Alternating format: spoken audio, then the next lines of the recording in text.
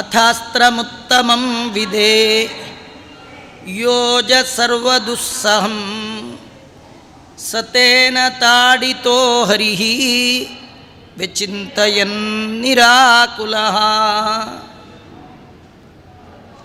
ಜೀವೋತ್ತಮರಾದ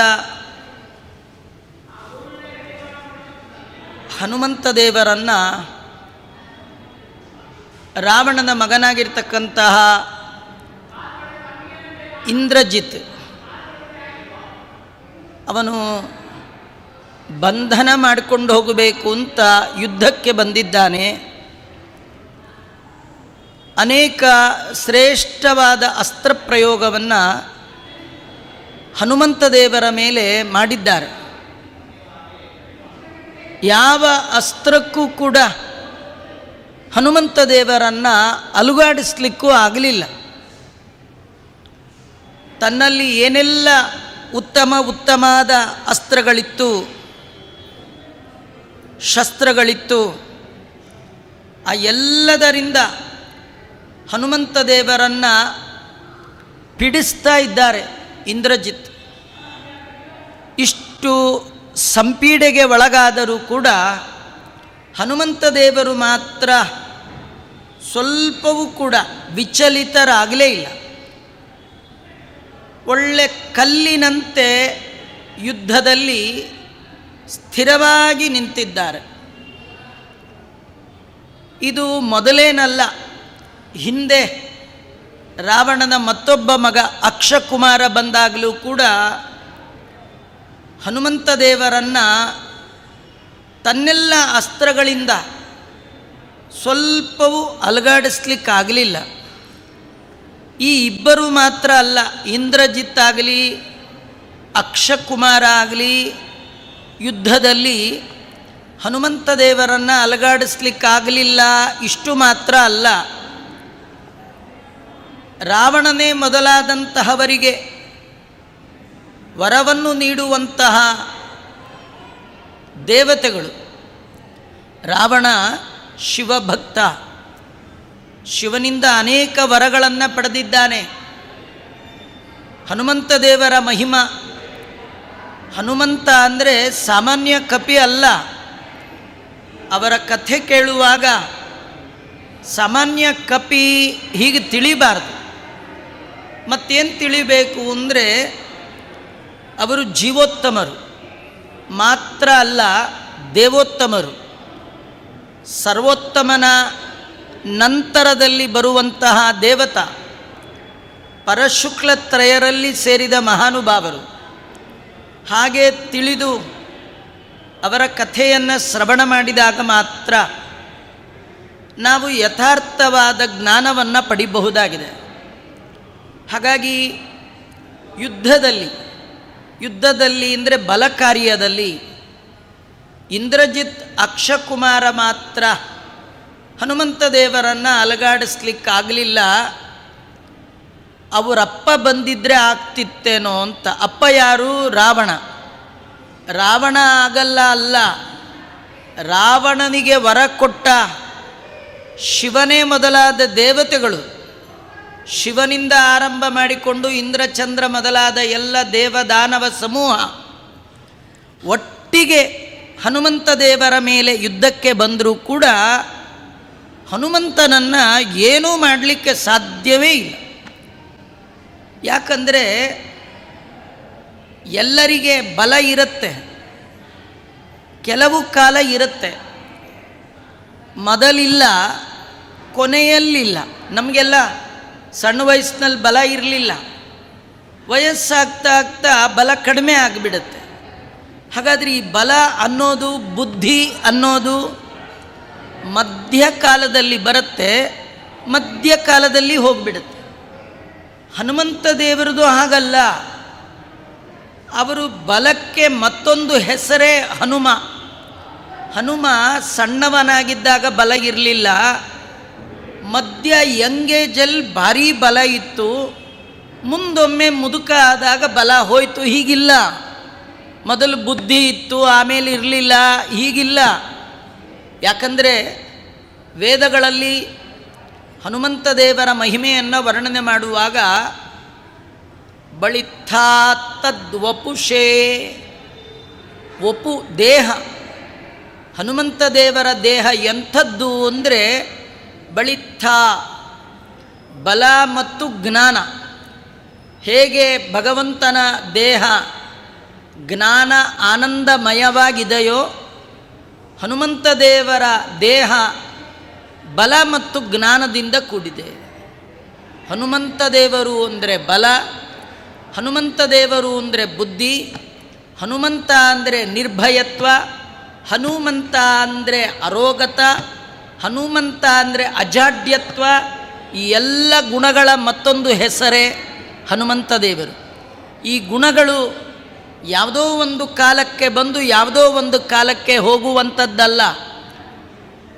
ಸಹಜವಾದ ಸ್ವಾಭಾವಿಕವಾದ ಬುದ್ಧಿ ಬಲವುಳ್ಳವರು ಹನುಮಂತ ದೇವರು ಅಂತ ತೋರಿಸ್ಕೊಡ್ತಾ ಇದ್ದಾರೆ.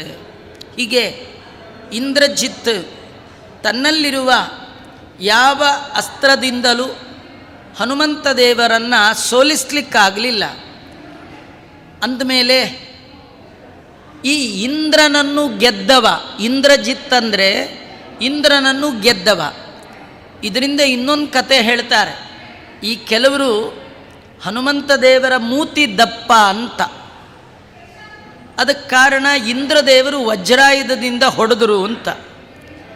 ಇಂದ್ರನನ್ನು ಗೆದ್ದ, ಇಂದ್ರಜಿತ್ ಹೊಡೆದ ಯಾವ ಅಸ್ತ್ರಕ್ಕೂ ಜಗ್ಗದ ಬಗ್ಗದ ತಗ್ಗದ ಮುಕ್ಕಾಗದ ಹನುಮಂತ ದೇವರು ಈ ಕಥೆಯನ್ನು ಕೇಳಿದ ಮೇಲೂ ಕೂಡ ಇಂದ್ರದೇವರ ವಜ್ರಾಯುಧಕ್ಕೆ ಹನುಮಂತ ದೇವರು ಸಿಕ್ಕಿ ಬಿದ್ದರು, ಅವರ ಮೂತಿ ದಪ್ಪ ಆಯಿತು, ಹೀಗೆಲ್ಲ ತಿಳ್ಕೊಳ್ಬಹುದಾ?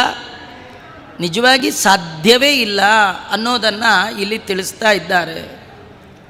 ಇದೆಲ್ಲ ನೋಡಿ ಇಂದ್ರಜಿತ್ತು ವಿಚಾರ ಮಾಡ್ದ, ಈ ಹನುಮಂತನನ್ನು ಬಗ್ಗಿಸಬೇಕು ಅಂತಾದರೆ ಅಸ್ತ್ರಗಳಲ್ಲಿಯೇ ಉತ್ತಮವಾದದ್ದು ಬ್ರಹ್ಮಾಸ್ತ್ರ. ಎಲ್ಲ ಅಸ್ತ್ರಗಳಿಗೆ ಒಂದೊಂದು ಪ್ರತಿ ಅಸ್ತ್ರ ಅಂತಿದೆ. ಎದುರಾಳಿ ಯಾವುದಾದ್ರೂ ಒಂದು ಅಸ್ತ್ರವನ್ನು ನಮ್ಮ ಮೇಲೆ ಬಿಟ್ಟಾಗ ಅಸ್ತ್ರವನ್ನು ತಿಳಿದು ಅದಕ್ಕೆ ಪ್ರತಿರೋಧವನ್ನು ಉಂಟು ಮಾಡುವಂಥ ಮತ್ತೊಂದು ಅಸ್ತ್ರ ಶಾಸ್ತ್ರ ಸಿದ್ಧವಾದದ್ದು. ವರುಣಾಸ್ತ್ರ ಅಗ್ನ್ಯಾಸ್ತ್ರಕ್ಕೆ ವಿರುದ್ಧವಾಗಿರ್ತಕ್ಕಂಥದ್ದು. ಮೋಹಗೊಳಿಸುವ ಸಮೋಹನಾಸ್ತ್ರ ಬಿಟ್ಟರೆ ವಿಜ್ಞಾನಾಸ್ತ್ರ ಅಂತಿದೆ. ಒಂದೊಂದು ಅಸ್ತ್ರಕ್ಕೂ ಒಂದೊಂದು ಪ್ರತಿಯಾಗಿ ಅಸ್ತ್ರ ಇದೆ. ಒಂದೊಂದು ಕಾಯಿಲೆ ಬಂದಾಗಲೂ ಒಂದೊಂದು ಮೆಡಿಸನ್ ಇರುವ ಹಾಗೆ. ಆದರೆ ಕೆಲವು ಕಾಯಿಲೆಗೆ ಮೆಡಿಸನ್ನೇ ಇಲ್ಲ. ಹಾಗೆ ಬ್ರಹ್ಮಾಸ್ತ್ರಕ್ಕೆ ಪ್ರತಿಯಾದ ಅಸ್ತ್ರವೇ ಇಲ್ಲ. ಈ ಕಪಿಯನ್ನು ಬಗ್ಗಿಸಬೇಕು ಅಂದರೆ ಇದೇ ಉತ್ತಮವಾದ ದಾರಿ ಅಂತ ರುದ್ರಾದಿ ದೇವತೆಗಳೂ ಕೂಡ, ರುದ್ರ ಇಂದ್ರ ಚಂದ್ರ ಮೊದಲಾದ ದೇವತೆಗಳು ಕೂಡ ಯಾವ ಅಸ್ತ್ರಕ್ಕೆ ತಲೆಯನ್ನು ಬಗ್ಗಿಸ್ತಾರೋ, ಯಾವ ಅಸ್ತ್ರಕ್ಕೆ ಮಾನ ಸಮ್ಮಾನವನ್ನು ಮಾಡ್ತಾರೋ, ಯಾವ ಅಸ್ತ್ರಕ್ಕೆ ಪ್ರತಿರೋಧವನ್ನು ಒಡ್ಲಿಕ್ಕೆ ಸಾಧ್ಯವೇ ಇಲ್ಲವೋ, ಅಸ್ತ್ರಕ್ಕೆ ಎಲ್ಲರೂ ಶರಣಾಗತರಾಗಬೇಕು. ಅಂಥ ಅಸ್ತ್ರ ಯಾವುದು? ಬ್ರಹ್ಮಾಸ್ತ್ರ. ನಿಮಗೆ ತಿಳಿದಿರಲಿ, ಈ ಬ್ರಹ್ಮಾಸ್ತ್ರದಲ್ಲಿ ಬಾಣ ಚೂಪಾಗಿರಬೇಕು ಅಂತಿಲ್ಲ, ಬಿಡುವವ ಸ್ಟ್ರಾಂಗ್ ಇರಬೇಕು ಅಂತಿಲ್ಲ. ಮತ್ತೇನು ಅಂದರೆ ಮಂತ್ರ ಸ್ಟ್ರಾಂಗ್ ಇರಬೇಕು. ನೀವು ಮನನ ಚೆನ್ನಾಗಿ ಮಾಡಿರಬೇಕು. ಶುದ್ಧ ಮನಸ್ಸಿನಿಂದ ಸಿದ್ಧಿ ಮಾಡಿಕೊಂಡ ಮಂತ್ರದಿಂದ ಮಾತ್ರ ಬಲ ಬರುವಂಥದ್ದು ಆ ಅಸ್ತ್ರಗಳಿಗೆ. ಹೀಗಾಗಿ ಈ ಬ್ರಹ್ಮಾಸ್ತ್ರಕ್ಕೆ ಮಂತ್ರ ಗಾಯತ್ರಿ ಮಂತ್ರ. ಗಾಯತ್ರಿ ಮಂತ್ರ ಪ್ರತಿಪಾದ್ಯನಾದ ಭಗವಂತನೇ ಈ ಅಸ್ತ್ರಕ್ಕೆ ಬ್ರಹ್ಮಾಂತರ್ಯಾಮಿಯಾಗಿ ಸ್ವಾಮಿಯಾಗಿದ್ದಾನೆ. ಅಂತಹ ಸರ್ವೋತ್ಕೃಷ್ಟವಾದ ಅಸ್ತ್ರವನ್ನು ಹನುಮಂತ ದೇವರ ಮೇಲೆ ಬಿಟ್ಟಾಗ ವಿಚಿಂತಯನ್ ನಿರಾಕುಲ ಹರಿಹಿ. ಹರಿ ಅಂದರೆ ಕಪಿ. ಹನುಮಂತ ದೇವರು ಆ ಬ್ರಹ್ಮಾಸ್ತ್ರದಿಂದ ಅಪ್ಪಳಿಸಲ್ಪಟ್ಟರೂ ಕೂಡ ಸ್ವಲ್ಪವೂ ಕೂಡ ವಿಚಲಿತರಾಗಲಿಲ್ಲ. ನಿಮಗೆ ತಿಳಿದಿರಲಿ, ನಾವು ನೀವು ಯಾರೂ ಬ್ರಹ್ಮಾಸ್ತ್ರವನ್ನು ನೋಡಿಲ್ಲ, ಎಫೆಕ್ಟ್ ಗೊತ್ತಿಲ್ಲ. ಆದರೆ ತಿಳಿರಿ, ಇವತ್ತು ನ್ಯೂಕ್ಲಿಯರ್ ಬಾಂಬು ಅಥವಾ ಇತ್ಯಾದಿಗಳನ್ನೇನು ಹೇಳ್ತಾರೆ, ಆಟಾಮ್ ಬಾಂಬ್, ಇಂಥವು ಸಾವಿರಕ್ಕಿಂತಲೂ ಅಧಿಕ ಶಕ್ತಿಯುತವಾದದ್ದು ಒಂದು ಬ್ರಹ್ಮಾಸ್ತ್ರ. ಇಂಥ ಬ್ರಹ್ಮಾಸ್ತ್ರವನ್ನು ಹನುಮಂತನ ಮೇಲೆ ಬಿಟ್ಟಾಗ ಹನುಮಂತ ದೇವರು ನಿಂತ ಜಾಗದಿಂದ ಒಂದು ಹೆಜ್ಜೆ ಹಿಂದೆ ಹೋಗಲಿಲ್ಲ ಅಂದರೆ ಎಂಥ ಅದ್ಭುತವಾದ ಬಲದ ದೇವತೆ. ಹನುಮಂತ ದೇವರ ಬಲವನ್ನು ನಾವು ಊಹೆ ಮಾಡ್ಬೋದು. ನಿಜವಾಗಿ ಊಹೆಗೂ ನಿಲುಕದಷ್ಟು ಬಲದ ದೇವತೆ ಹನುಮಂತ ದೇವರು ಅಂತ ವರ್ಣನೆ ಮಾಡ್ತಾ ಇದ್ದಾರೆ. ಹನುಮಂತ ದೇವರು ಆ ಸಂದರ್ಭದಲ್ಲಿ ಕ್ಷಣಕಾಲ ಯೋಚನೆ ಮಾಡಿದ್ದಾರೆ. ಮಯಾವರ ವಿಲಂಘಿತ ಹ್ಯನೇಕ ಸ್ವಯಂಭುವ, ಬ್ರಹ್ಮದೇವರ ಅನೇಕ ವರಗಳನ್ನು ನಾನು ಮೀರಿದ್ದೇನೆ ಅಂದರೆ ಬ್ರಹ್ಮದೇವರ ವರವನ್ನು ಮೀರುವ ಸಾಮರ್ಥ್ಯ ನನಗಿದೆ. ಈಗ ನಮಗೆಲ್ಲ ದಾರಿಲಿ ಹೋಗುವಾಗ, ವೆಹಿಕಲಲ್ಲಿ ಹೋಗುವಾಗ ಕೆಲವು ತನ್ನದೇ ಆಗಿರ್ತಕ್ಕಂಥ ನಿಯಮಗಳಿದೆ. ರಸ್ತೆ ಒಳಗೆ ಹೋಗ್ಬೇಕಾದ್ರೆ ಕೀಪ್ ಲೆಫ್ಟ್ ಇತ್ಯಾದಿಗಳೆಲ್ಲ. ಆದರೆ ಝೀರೋ ಟ್ರಾಫಿಕ್ ಇರುವಾಗ, ಸ್ವಯಂ ರಾಷ್ಟ್ರಪತಿ ಬರುವಾಗ, ದೇಶದ ಪ್ರಧಾನಿ ಬರುವಾಗ ಅವರಿಗೆಲ್ಲ ನಿಯಮ ಇಲ್ಲ, ಎಲ್ಲ ನಿಯಮವನ್ನು ಮೀರಿ ಬರ್ತಾ ಇರ್ತಾರೆ. 14 ಲೋಕದ ಪ್ರಧಾನಿ ಹನುಮಂತ ದೇವರು, 14 ಲೋಕದ ಮಂತ್ರಿ ಹನುಮಂತ ದೇವರು. ಅವರಿಗೆ ಯಾವ ಅಸ್ತ್ರವೂ ಏನೂ ಮಾಡೋಲ್ಲ. ಅನೇಕ ಬ್ರಹ್ಮಾಸ್ತ್ರಗಳನ್ನು ಮೀರಿದ ಮಹಾನುಭಾವರು. ಅವರು ಹೇಳ್ತಾ ಇದ್ದಾರೆ, ಆದರೆ ಬ್ರಹ್ಮ ನನಗೆ ಸಮ್ಮಾನ ಮಾಡಲಿಕ್ಕೆ ಯೋಗ್ಯನಾದವ, ಮಾನನೀಯ. ಯಾರು ಸಮ್ಮಾನಕ್ಕೆ ಯೋಗ್ಯರಾಗಿದ್ದಾರೆ ಅವರಿಗೆ ಸಮ್ಮಾನ ಮಾಡಬೇಕು, ಅದು ಒಂದು ಕ್ರಮ. ಪೂಜ್ಯರಾದವರಿಗೆ ಪೂಜ್ಯತೆಯನ್ನು ತೋರಿಸದೇ ಇದ್ದರೆ ಅದು ಒಂದು ರೀತಿಯ ಅವಮಾನ, ದೊಡ್ಡ ಪಾಪಕ್ಕೆ ಗುರಿಯಾಗುತ್ತೆ. ಹನುಮಂತ ದೇವರಿಗಿಂತ ದೊಡ್ಡವರು ಯಾರಿಲ್ಲ. ವಾಯುವಿಗೆ ಸಮರಿಲ್ಲ ಜಗದೊಳು, ವಾಯುದೇವರೇ ಬ್ರಹ್ಮರು. ಆದರೂ ವಾಯುದೇವರು ಬ್ರಹ್ಮದೇವರಿಗೆ ಮರ್ಯಾದೆಯನ್ನು ಕೊಡ್ತಾರೆ. ಯಾಕೆ? ಕಲ್ಪ ಸಾಧನೆ ಹೆಚ್ಚಾದವರು ಬ್ರಹ್ಮದೇವರು. ಈ ಕಲ್ಪದಲ್ಲಿ ಯಾರು ರುಜುಯೋಗಿಗಳು ವಾಯು ಅನ್ನುವ ಪದದಲ್ಲಿ ವಿರಾಜಮಾನರಾಗಿದ್ದಾರೋ ಅವರು ಮಹಾಪ್ರಳಯದ ನಂತರ ಮತ್ತೊಮ್ಮೆ ಭಗವಂತ ಹೊಸದಾಗಿ ಈ ಬ್ರಹ್ಮಾಂಡವನ್ನು ಸೃಷ್ಟಿ ಮಾಡುವ ಸಂದರ್ಭದಲ್ಲಿ ಬ್ರಹ್ಮದೇವರ ಪದವಿಗೆ ಈ ವಾಯು ಪದವಿಯವರು ಹೋಗ್ತಾರೆ. ಹೋಗಬೇಕಾದ್ರೆ 100 ಕಲ್ಪದ ಸಾಧನೆ ಅವರಿಗೆ ಮಾಡಬೇಕು. ಹಾಗೆ ಸಾಧನೆ ಮಾಡುವ ಹಂತದಲ್ಲಿ ವಾಯುದೇವರು 99, ಬ್ರಹ್ಮದೇವರು 100.